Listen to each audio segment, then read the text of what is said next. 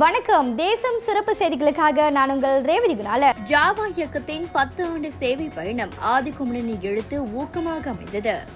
சமூக சேவைகள் ஈடுபட வேண்டும் என்ற எண்ணத்தை எழுத்தாளர் ஆதிக்குமரனின் எழுத்துக்கள் தன்னுள் விதைத்ததாக ஜாவா அரசு சாரா இயக்கத்தின் தலைவர் கிருஷ்ணராஜ கிருஷ்ணன் கூறினார்.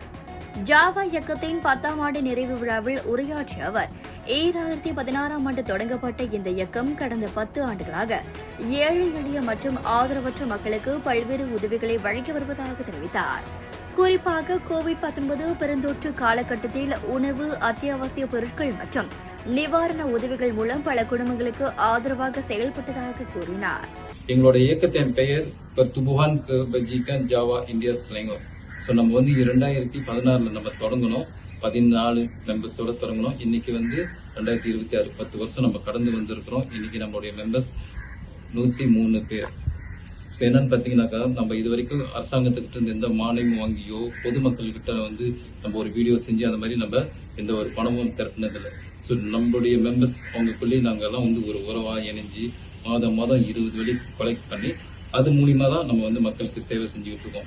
இந்த 10 வருஷ காலகட்டத்தில் பார்த்தீங்கன்னா ஏறக்குறைய ஒரு 400 ஃபேமிலிக்கு நம்ம உதவி செஞ்சிருக்கோம். ஸோ இது அத்தனைக்கும் காரணம் நம்மளுடைய மெம்பர்ஸ். ஸோ நான் இதன் வழி என்ன சொல்றேன்னாக்கா, ஸோ எங்களால் முடிகிற சில உதவி தான் நம்மளால செய்யறோம்.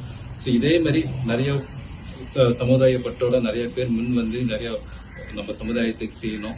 ஸோ எங்களோட அடுத்த ஒரு திட்டம் என்னன்னு பார்த்தீங்கன்னாக்கா, இந்த 124 அந்த ரொம்ப ஏழ்மையா இருக்கிறாங்க பார்த்தீங்கன்னாக்கா, பண்டராய வீடு. ஸோ அந்த மாதிரி நாங்கள் ஒரு சின்ன ஆய்வு பண்ணி பார்த்தோம். அங்கே என்னன்னாக்கா, ரொம்ப பேர் இந்த பள்ளி பஸ் காசு கட்டுறது, அவங்களோட ஸ்கூலுக்கு போகிறது, அதுவே ரொம்ப பிரச்சனையா இருக்குது.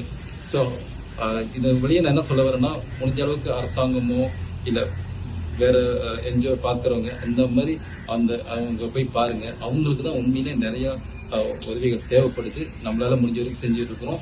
ஸோ இன்னும் சக்சஸ்ஃபுல்லா நம்ம மெம்பர்ஸ் துணையோட நம்ம கொண்டு போவோம். நன்றி, வணக்கம்.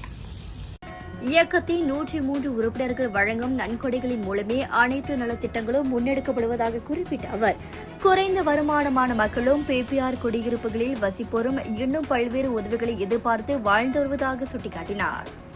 கல்வி கற்க விருப்பம் இருந்தும் பொருளாதார வசதியின்மை காரணமாக பள்ளிக்கு செல்ல சிரமப்படும் மாணவர்களுக்கு சமூக அமைப்புகள் அதிக கவனம் செலுத்த வேண்டும் எனவும் வலியுறுத்தினார்.